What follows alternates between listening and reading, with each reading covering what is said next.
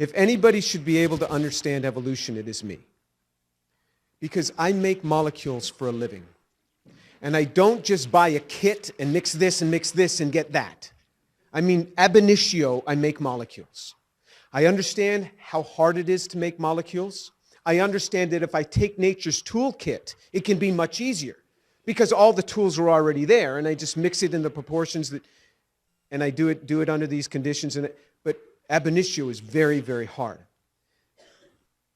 I don't understand evolution, and I will confess that to you. Is it okay for me to say that I don't understand this? Is that all right? I know that there's a lot of people out there that don't understand anything about organic synthesis, but they understand evolution. I understand a lot about making molecules. I don't understand evolution. And you would say that, wow, I must be really unusual. Let me tell you what goes on in the back rooms of science. With National Academy members, with Nobel Prize winners, I have sat with them. And when I get them alone, not in public, because it's a scary thing if you say what I just said. And I say, do you understand all of this, where all of this came from and how this happens? Every time that I have sat with people who are synthetic chemists who understand this, they go, nope. These people are just so far off on how they believe this stuff came together. I have sat with National Academy members and Nobel Prize winners. Sometimes I will say, do you understand this? And if they're afraid to say yes, they say nothing. They just stare at me because they can't sincerely do it. I was once brought in by the dean of the department once, and many years ago, and he was a chemist, and he was kind of concerned about some things. I said, let me ask you something. You're a chemist. Do you understand this? How do you get DNA without a cell membrane? And how do you get a cell membrane without a DNA? And how does all this come together from this? He said, Jim, we have no idea. We have no idea. I said, isn't it interesting that you, the dean of science, and I, the chemistry professor, can talk about this quietly in your office, but we can't go out there and talk about this? If you understand evolution, I am fine with that.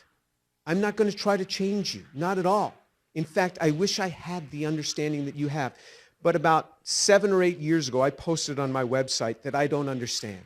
And I said, I will buy lunch for anyone that will sit with me and explain to me evolution, and I won't argue with you until I don't understand something. I will ask you to clarify. But you can't wave by and say, this enzyme does that. You got to get down in the details of where molecules are built for me. Nobody has come forth. The Atheist Society contacted me. The Atheist Society contacted me. They said that they will buy the lunch. And they challenged the Atheist Society, go down to Houston, have lunch with this guy, and talk to him. Nobody's come. Now remember, because I'm just going to ask when I stop understanding what you're talking about, I will ask. So I sincerely want to know. I would like to believe it, but I just can't. Now, I understand microevolution. I really do. We do this all the time in the lab.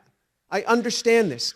But when you have speciation changes, when you have organs changing, when you have to have concerted lines of evolution all happening in the same place in time, not just one line, concerted lines, all in the same place, all in the same environment. This is very hard to fathom. I was in Israel not too long ago talking with a bioengineer. And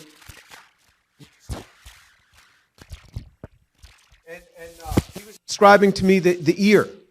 And he was studying the different changes in the modulus of the ear. And I said, how does this come about? He says, oh, Jim, we all believe in evolution, but we have no idea how it happened.